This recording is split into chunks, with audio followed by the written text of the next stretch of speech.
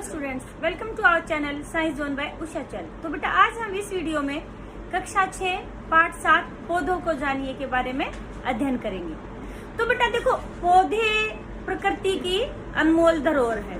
हम अपने आसपास बाहर निकलते हैं, पार्क में जाते हैं या खेत की तरफ जाते हैं। जो गांव में रहते हैं लोग खेतों की तरफ जाते हैं। शहरों में रहने वाले बच्चे भी पार्क में तो जरूर जाते होंगे, या आप अपने घर में गमले में भी पौधे लगाए हुए होंगे। तो ध्यान से देख, क्या सभी पौधे एक जैसे हैं?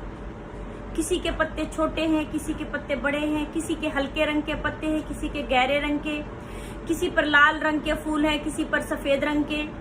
कभी पौधों को उखाड़ करके देखना, किसी की जड़ें ऐसे मिलेंगी जैसे बाल जैसे धागे जैसे से लगे हुए हैं सारे।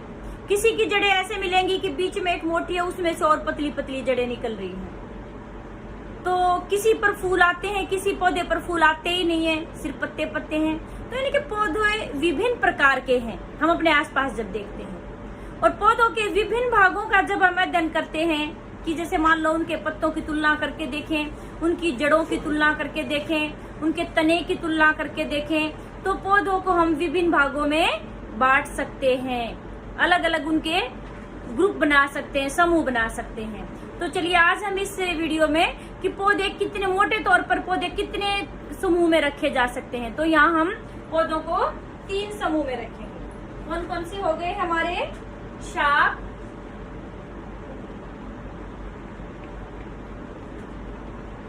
झाड़ी और पेड़। अब इनमें अंतर देखते हैं। आपको सभी को मतलब एकदम से क्लियर हो जाएगा कि शाख किन्हें कहेंगे, झाड़ी किन्हें कहेंगे और पेड़ किन्हें कहेंगे। सबसे पहले बात करते हैं हम उनकी ऊंचाई की। जो ये शाख होते हैं बेटे, इंग्लिश में जिन्हें हम हर्ब्स बोलते हैं, वो बहुत ही छोटे हैं, यानी कि 4 फीट से भी 4 फुट की ऊंचाई से भी कम।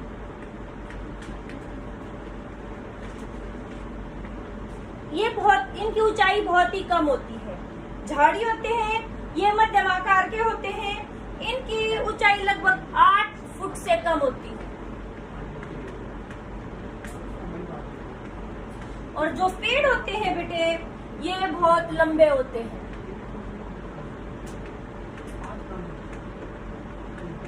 यानी कि कई मीटर लंबे होते हैं। यानी कि ऊंचाई के आधार पर बता सकते हैं। जो सबसे छोटे हैं नीचे, वो क्या हो गए हमारे? शाख, 4 फुट से भी कम ऊंचाई के। और जो मीडियम आकार के, न ज्यादा लंबे न ज्यादा छोटे, लगभग 8 फुट तक की ऊंचाई तक जो पहुंच जाते हैं, वो हमारे क्या है? झाड़ी। और जो बहुत लंबे होते हैं बेटे, वो हमारे क्या होते हैं? पेड़ होते हैं। फिर आता है तने का कलर, तने का रंग। क्या इसके आधार पर भी हम तीनों में कोई अंतर बता सकते हैं? बिल्कुल। जो शाख होते हैं, उनके तने का रंग हरा होता है। जैसे धनिया, पुदीना वगैरह आपने देखा होगा, वो हरे रंग का ही तना होता है उनका। और जो झाड़ी है, इनके बेटे तने का रंग हमारा भूरा होता है। जैसे आपके घरों में तुलसी का पौधा होता है, तुलसी का जो तना होता है बेटे, वो कैसा होता है? ब्राउन कलर का हो जाता है। थोड़ी सी 1-2 मतलब महीने के बाद, शुरू में वो हरे कलर की होती है, बाद में वो भूरे रंग का हो जाता है तना। वो झाड़ी में आती है आपकी। और जो पेड़ होते हैं, इनका तना भी भूरे रंग का होता है। ठीक है, तो तने के आधार पर आप इनमें अंतर बता सकते हैं। अगला है तने की मोटाई।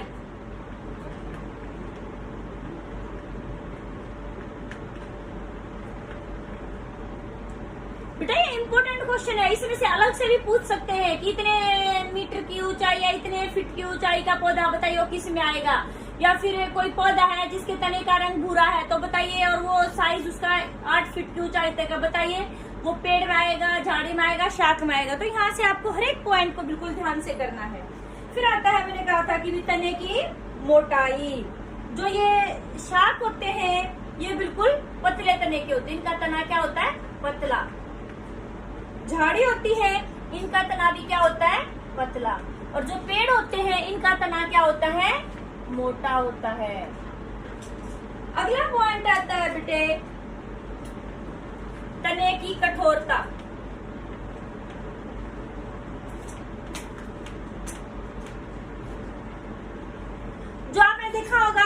पुदीना, इनका तना क्या होता है, बिल्कुल मुलायम होता है।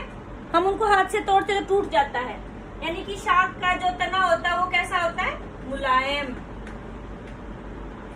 और जो ये होती है झाड़ी, इनका तना क्या होता है, कठोर होता है।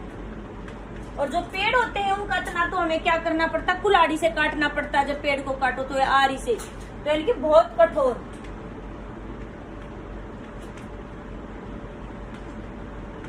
ठीक है, फिर आगे आता है बेटे कि भी शाखाओं का प्रकार।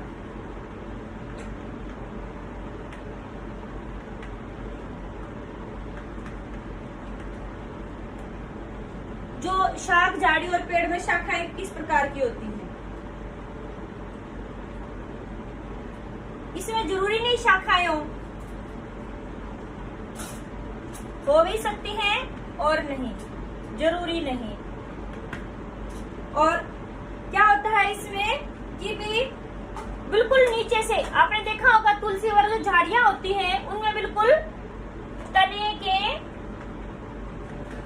नीचे से शाखाएं निकलती हैं।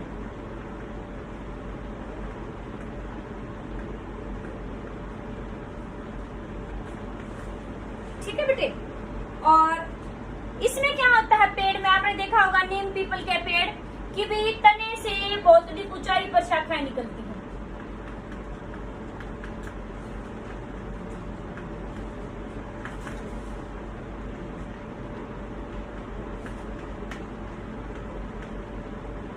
यानी कि जमीन से अधिक ऊंचाई पर शाखाएं निकलती हैं।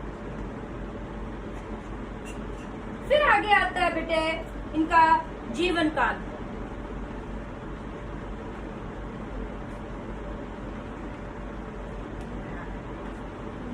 ठीक है, इनका जीवन काल छोटा होता है, 1 या 2 सीजन आता है।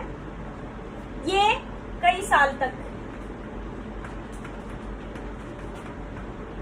और जो ये होते हैं हमारे पेड़ बहुत सालों तक जिंदा रहते हैं। ठीक है।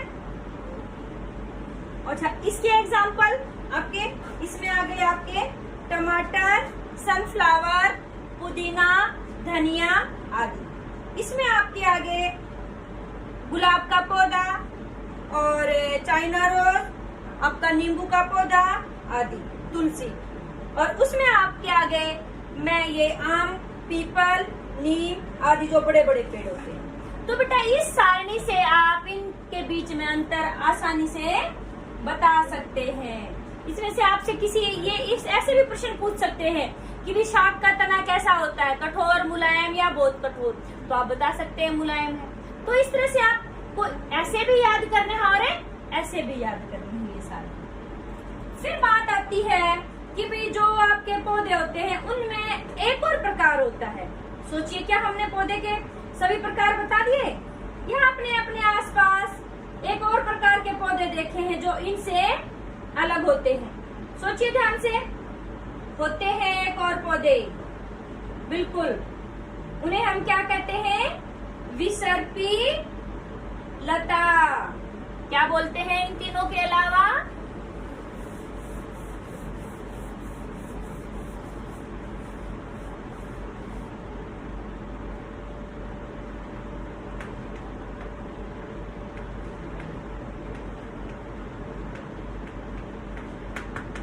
ये कौन से होते हैं बेटे, आपकी जो शाख, झाड़ी और पेड़ के अलावा कुछ पौधे बहुत ही कमजोर तने वाले होते हैं।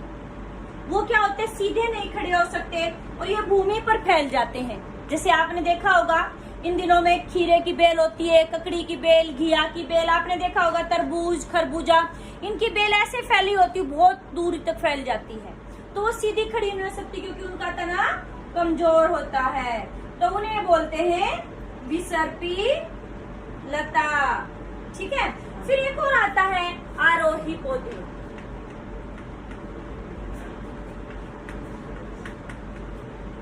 आरोही पौधे कौन से होते हैं बेटे, वे पौधे जिनको आसपास कोई भी चीज की सहायता मिल जाती है उसके सहारे वो खड़े हो जाते हैं।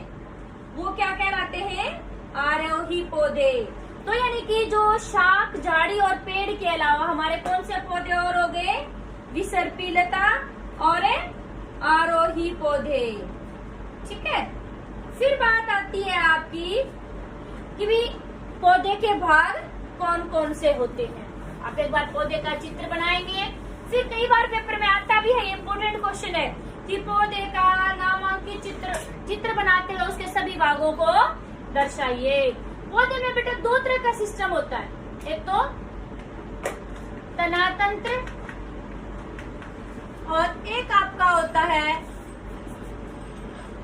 मूल तंत्र या जड़ तंत्र। जैसे हमने ये मिट्टी बना दी, कोई भी पौधा हम यहाँ बना रहे हैं,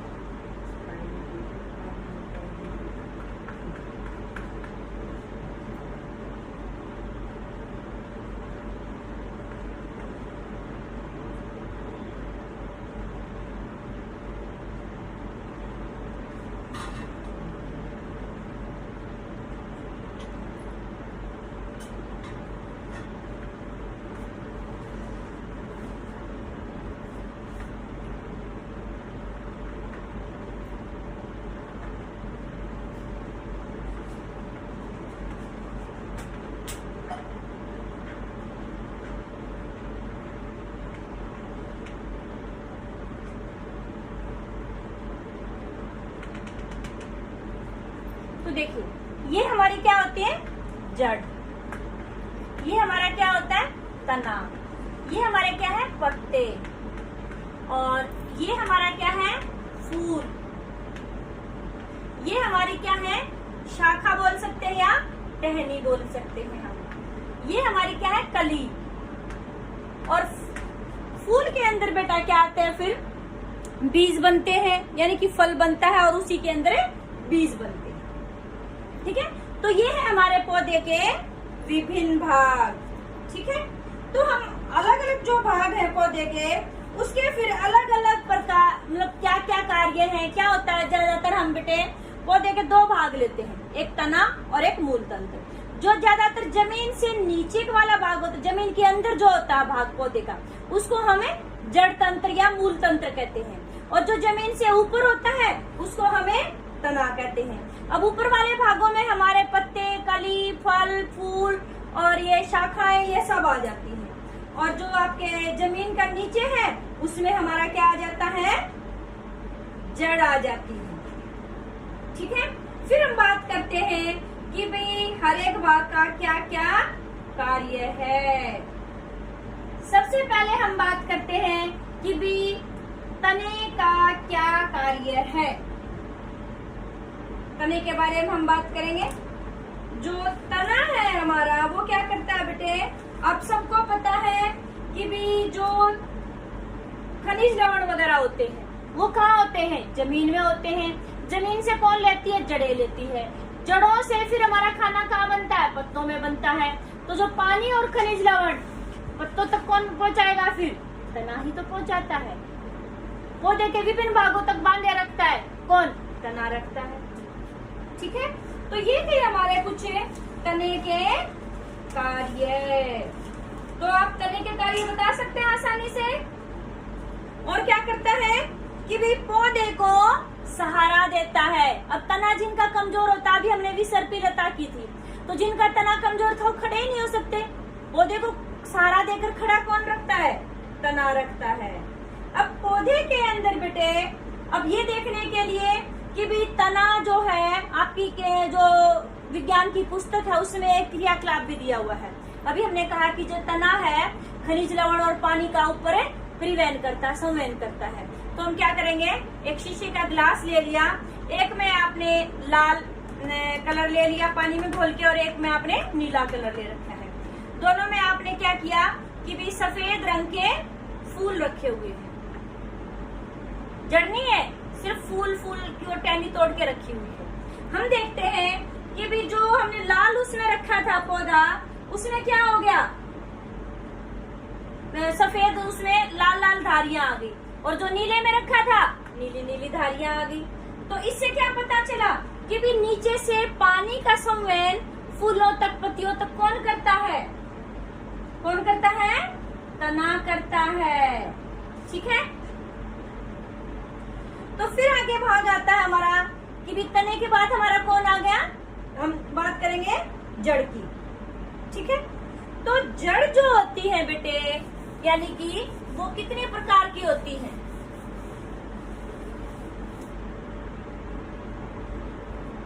अच्छा, इससे पहले हम और क्या करेंगे? तने के अंदर तना और क्या क्या कार्य कर सकता है, उसके अंदर कुछ विभिन्नताएं आई हुई है कि जो तना होता है बेटे, वो हमारा दूसरे रूप में भी बदल करके कार्य करता है। कैसे बदल जाता है वो दूसरे रूप में? जैसे किन्हीं किन्हीं पौधों का जो तना होता है, जैसे आपने देखा कैक्टस का पौधा, कभी कैक्टस के पौधे का तना ही प्रकाश संश्लेषण की क्रिया को करता है। तो यानी कि जो तना होता है वो और दूसरे रूप धारण करके दूसरे काम भी करता है। जैसे प्याज है, जो हम प्याज खाते हैं वो तना है जो खाते हैं, यानी कि खाद्य भंडारण भी करता है। और जो तना है उसके तने के ऊपर कांटे होते हैं, तो वो क्या करता है? रक्षात्मक कार्य भी करता है। फिर बात आती है हमारी जड़ों की। हम जड़ के बारे में अध्ययन कर रहे थे। जड़ें कितने प्रकार की होती? तो बेटे संरचना के आधार पर फिर हमारी जड़ें कितने प्रकार की हो गई? 2 प्रकार की। फिर आपको कैसे पता चला कि भी संरचना के आधार पर? इस क्रियाकलाप को आप खुद करके देख सकते हैं। या तो आप मैदान में जाइए, खुरपी लेके वहाँ खुरपतवार मिलेगी, उसको उखाड़ कर देखिए। कई बार क्या होता है, जड़ कट जाती है। तो फिर इसके बजाय आप अपने घर पर भी क्या करेंगे कि ये चने और मक्के के या फिर गेहूं के पौधों को उगाइए। चने और गेहूं के पौधे आराम से उग जाते हैं। चने और गेहूं को भिगो दीजिए, उनको फिर क्या करना, गीली रुई के अंदर रखना और रुई को हमेशा गीला रखना। आप देखेंगे 2-3 दिन में जड़ें निकल आती हैं। फिर उनका ध्यान से देखिए, क्या चने की जड़ और गेहूं की जड़ एक जैसी है? बिल्कुल नहीं। आप देखेंगे कि जो चने की जड़ है बेटे, वो ऐसी मिलेगी, एक मोटी मोटी सी आई हुई मिलेगी, उसमें से ऐसी मिलेगी। और जो गेहूं की जड़ है बेटे, उसमें ऐसे निकल रही है। ठीक है, 1 हफ्ते बाद जब आप देखते हैं तो यानी कि ये इनकी संरचना विभिन्न प्रकार की है। तो इसलिए हमने देखा कि जो चने की जड़ है मोटी है, एक मोटी जड़ निकलती है, उसमें से फिर छोटी दूसरी जड़ें निकलती हैं। इस प्रकार की जड़ को बोलते हैं मूसला जड़। और जो ये हमारी धागे जैसी निकल रही है, इनको बोलेंगे रेशेदार या झकड़ा जड़।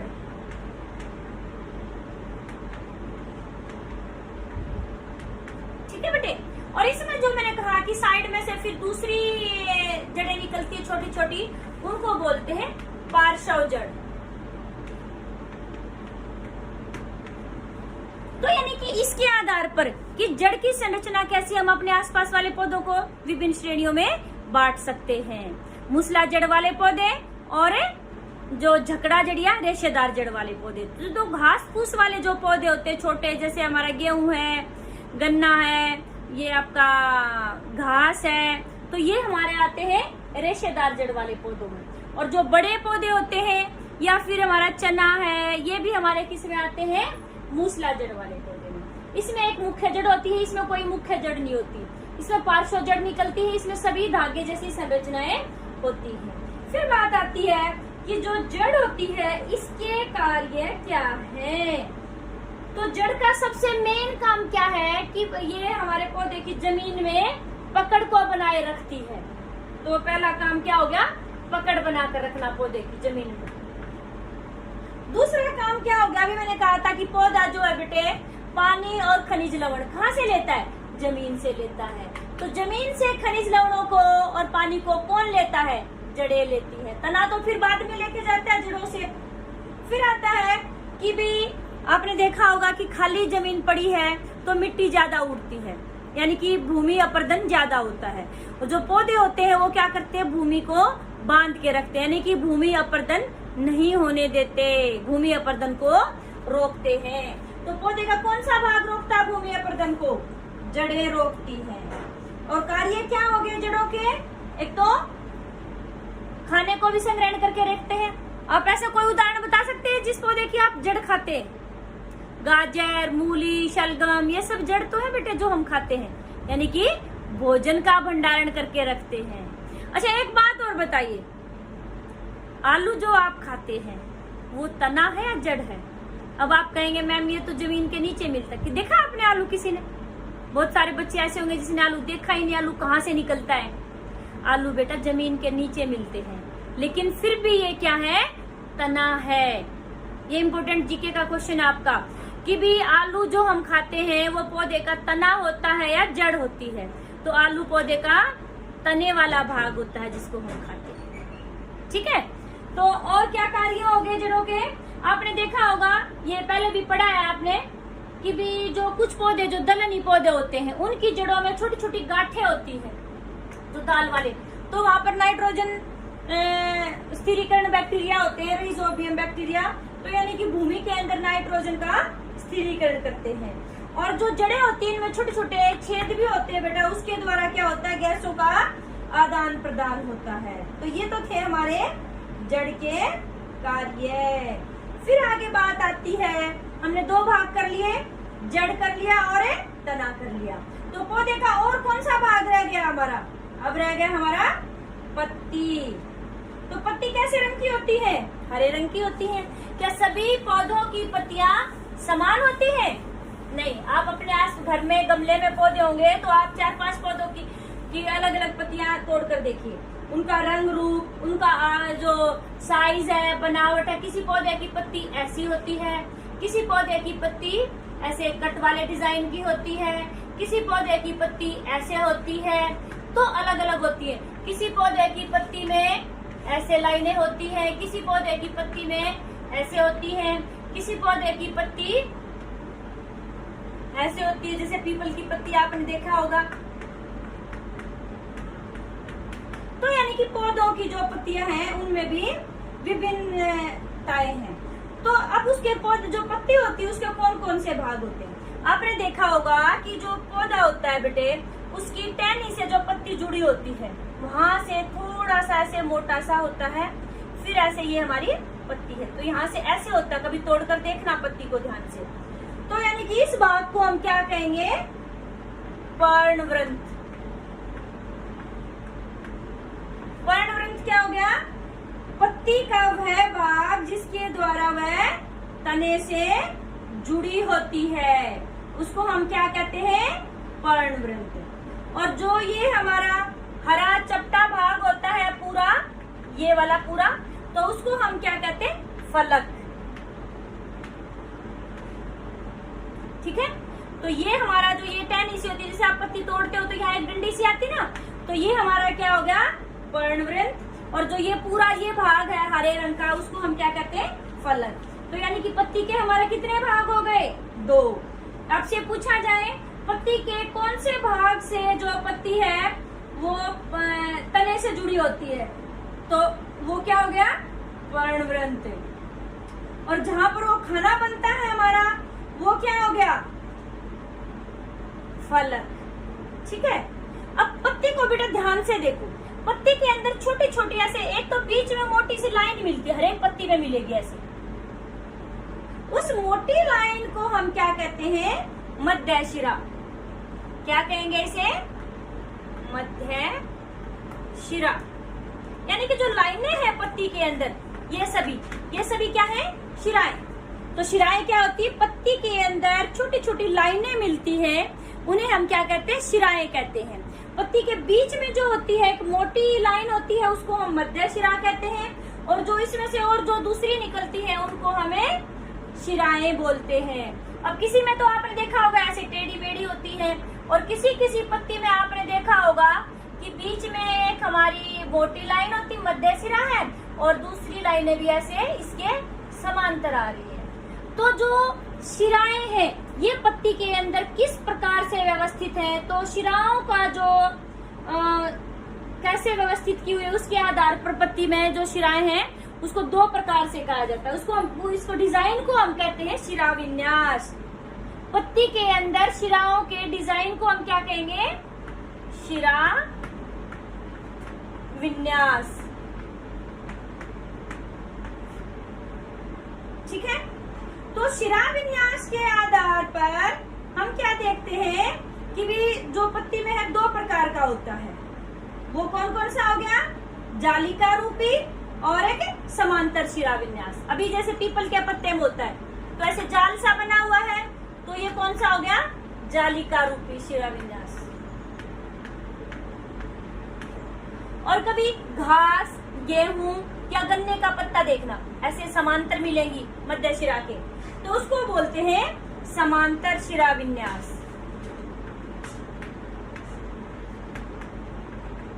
तो शिरा विन्यास के प्रकार हो गए बेटा हमारे। तो शिरा विन्यास कितने प्रकार का हो गया?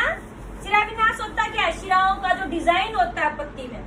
तो एक हमारा हो गया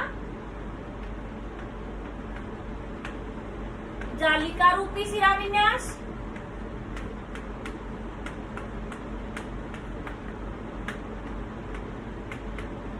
और एक हमारा हो गया समांतर शिरा विन्यास।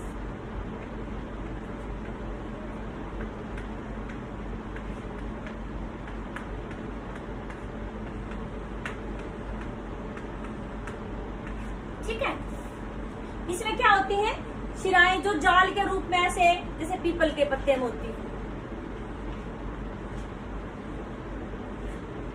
ये हमारी मध्य शिरा होगी, इसमें से दूसरी निकलती है ऐसे ऐसे पूरा जाल सा होता है। और यहाँ पर क्या होता है?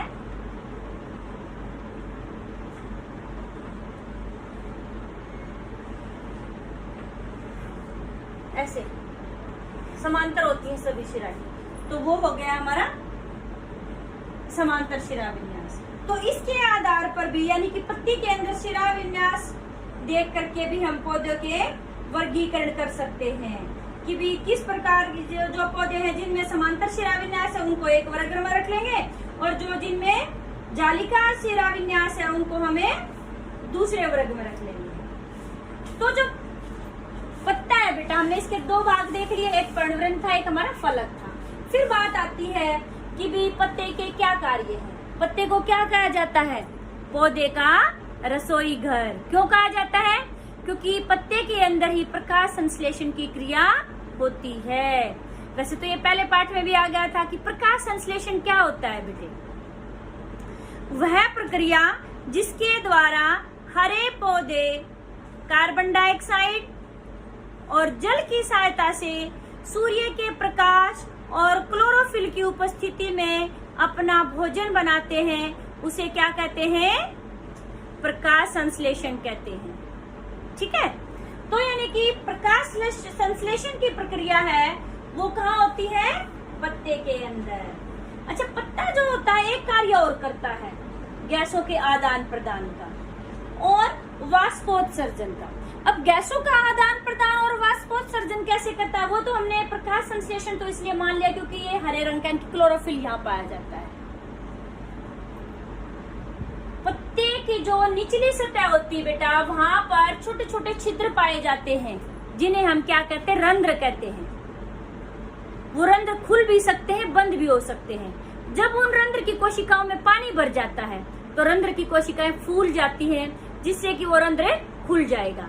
और जब उनमें से पानी निकल जाता है तो वो कोशिकाएं सिकुड़ जाएंगी और वो हमारा रंध्र बंद हो जाएगा।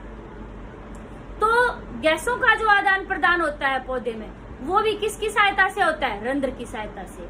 और एक प्रक्रिया और आती है बेटे, वाष्पोत्सर्जन।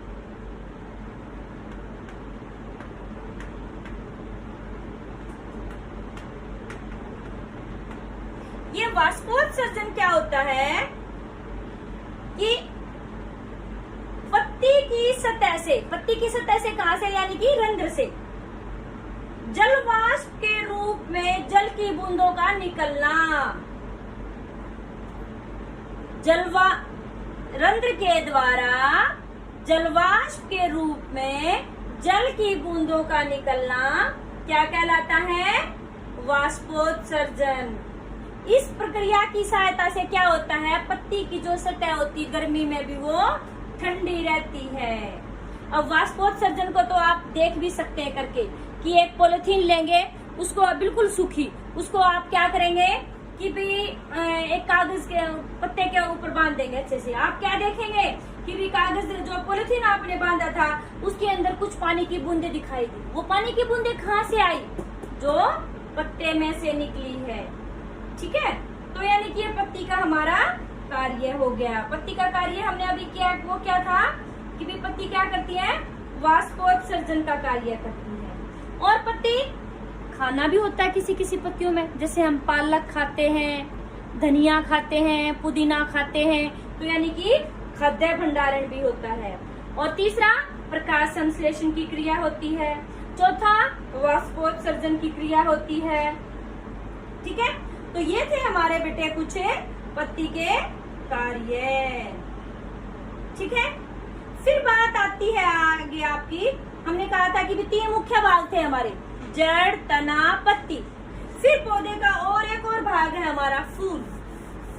फूल के बारे में अध्ययन करते हैं। फूल वाला जो भाग है बेटे बिल्कुल ध्यान से पढ़ना है, क्योंकि आगे ये 7वीं जो आपका 7वीं क्लास में भी आएगा, फिर आपका 10th क्लास में भी इम्पोर्टेंट क्वेश्चन आता है इसके ऊपर।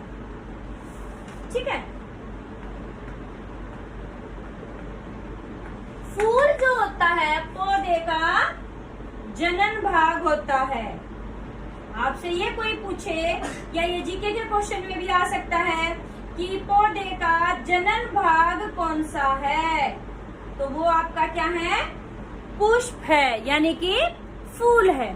अब आप अपने आसपास के जो पौधे उन पर नजर घुमाकर देखिए, क्या सभी पौधों के फूल एक जैसे होते हैं? बिल्कुल नहीं। किसी के लाल रंग के, किसी के सफेद रंग के, किसी के आपके नीले रंग के, अलग अलग रंग के फूल मिलते हैं आपको, है ना। और उन पर जो पत्तियां होती हैं उनकी संख्या भी अलग अलग होती है। किसी की बिल्कुल अलग अलग होती है फैली पत्तियां, किसी की चिपकी होती है पत्तियां। तो इसके आधार पर यानी कि पौधों के जो फूलों के प्रकार हैं वो विभिन्न प्रकार के हैं। फिर हम बात करते हैं कि भी फूल की जो संरचना क्या है, फूल के मुख्य भाग कौन कौन से हैं। तो इसमें हमारा आता है बाह्य दल, यानी कि पुष्प के भाग या फूल के भाग।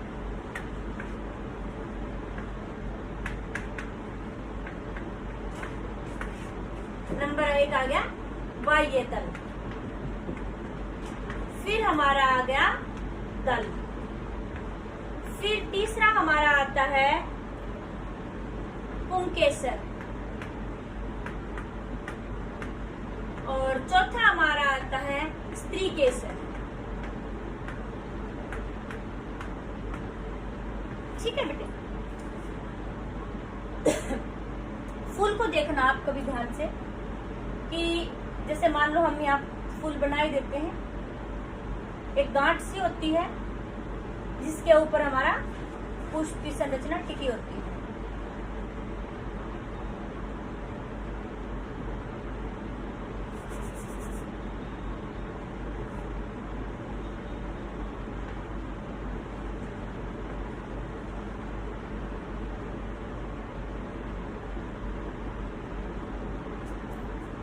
आपने देखा होगा कि फूल में जो होता है बेटे, यहाँ पर जैसे जब वो बंद होता है फूल तो खिल जाता है तो थोड़ी अलग हो जाती है। यहाँ पर हरे हरे रंग की ये ऐसे जो रंगीन भाग होता है पौधे का, उसके बाहर हरे रंग की ऐसे पत्तियां होती हैं। ठीक है, इनको हम क्या कहते हैं? बाह्य दल। तो बाह्य दल क्या होती है? हरे रंग की छोटी छोटी पत्तियां होती हैं जो कि फूल को बांध करके रखती है। मान लो हम इनको तोड़ देंगे तो हमारा पूरा फूल बिखर जाएगा। ठीक है, दिखने में पत्तों जैसी दिखाई देती है और हरे रंग की होती है। फिर बात आती है कि दल, जो हमारे पौधे की रंगीन पंखुड़ियां हम देखते हैं, जो पंखुड़ी होती है, कोई लाल रंग की, कोई किसी की गुलाबी रंग की, किसी की सफेद रंग की, तो वो हमारी जो रंगीन पंखुड़ियां हैं उन्हें हम क्या कहेंगे? दल कहेंगे। आपने देखा होगा अलग अलग पौधों की जो रंगीन पंखुड़ियां, किसी की ये बिल्कुल दूर दूर होती है, किसी की चिपकी होती है। तो ये इस रंगीन पंखुड़ियों के आधार पर पुष्प जो है हमारे विभिन्न प्रकार के हो सकते हैं। फिर आती है कि फूल की आंतरिक संरचना। फिर आपने देखा होगा कि भी फूल में ऐसे कुछ तंतु रूपी संरचनाएं पाई जाती है। ऐसे देखा है आपने कभी, जो आपके बगीचे में कहीं हो तो जिसका चाइना रोज हम जिसे कहते हैं, लाल सा फूल होता है, ऊपर चोटी सी निकली होती है, उसमें बिल्कुल आसानी से दिखती है चीजें। तो ये हमारा पुंकेसर। पुंकेसर के भी दो भाग होते हैं बेटे, ये तंतु होता है और ये हमारा होता है परागकोश। जो पुंकेसर होता है, एक बार यहाँ इसको ड्रॉ कर लेते हैं, ऐसे भाग होते हैं। ये हमारा क्या है, तंतु, और ये क्या होता है, परागकोश। परागकोश के अंदर ही हमारे क्या बनते हैं, परागकण बनते हैं। तो अलग अलग प्रकार के फूलों में जो आपके हैं बेटे, जो ये पुंकेसर है, इनकी संख्या भी अलग अलग मिलेगी, सभी के अंदर सेम नहीं होते हैं ये। और इनके अंदर भी जो फिर हमारे ये परागकण मिलेंगे, उनकी संख्या भी अलग अलग मिलती है। ठीक है, फिर हम बात करते हैं, यानी कि ये हमारे पौधे का नर जनन भाग होता है, जो पुंकेसर होता है। फिर आता है स्त्रीकेसर, जो पौधे के अंदर ऐसे होता है, स्त्रीकेसर।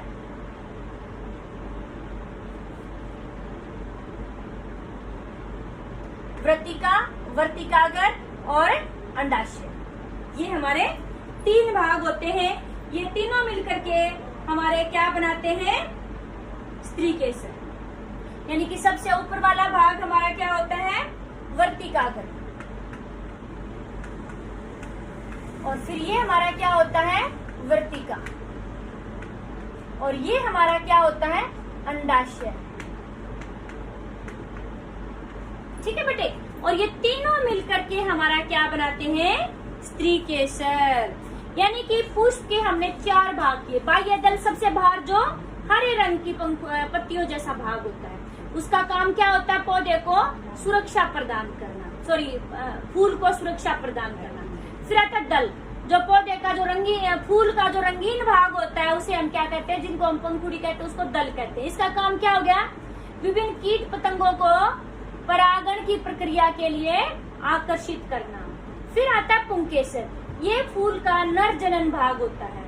इसके दो भाग होते हैं, तंतु और परागकोश। परागकोश के अंदर परागकण बनते हैं, जो कि नर युग्मक बनाते हैं। फिर जो सबसे अंदर वाला भाग होता है फूल का, वो होता है स्त्रीकेसर। स्त्रीकेसर के तीन भाग हैं, वर्तिकाग्र, वर्तिका और अंडाशय। ठीक है, तो ये तीनों किसके भाग हैं, स्त्रीकेसर के। अब इनकी संख्या भी एक भी हो सकती है, एक से अधिक भी हो सकती है। जब बेटे पौधे के अंदर परागण की प्रक्रिया होती है, परागण क्या होता है, परागकण जो बताए थे आपको, दो शब्द बोले मैंने, इनमें कंफ्यूज नहीं होना। दो शब्द बोले हैं, एक परागण और एक परागकण।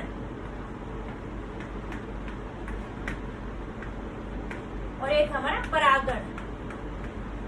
परागकण तो क्या है, नर युग्मक बनेंगे, और ये एक प्रक्रिया है।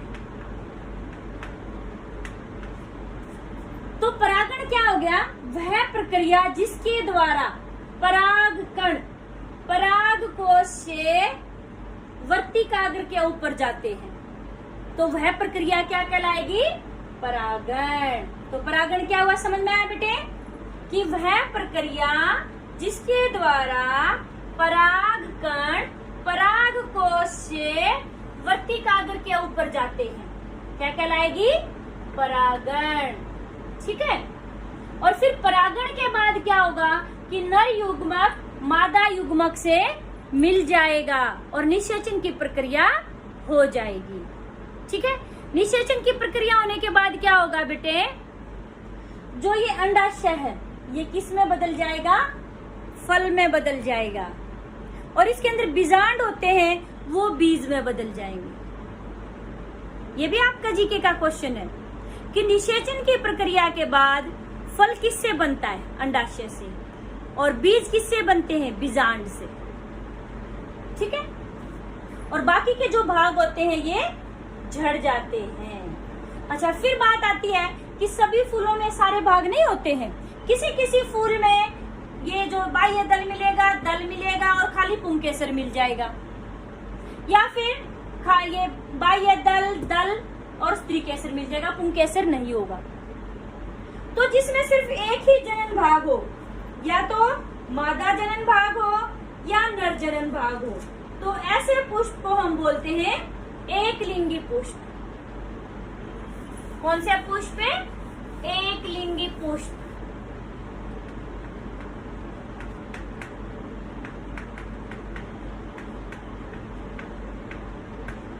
सिर्फ एक ही भाग हो, या तो नर भाग हो उसमें या मादा जनन भाग हो। और ऐसे पुष्प जिनमें नर और मादा दोनों जनन भाग हो तो उनको बोलेंगे द्विलिंगी पुष्प।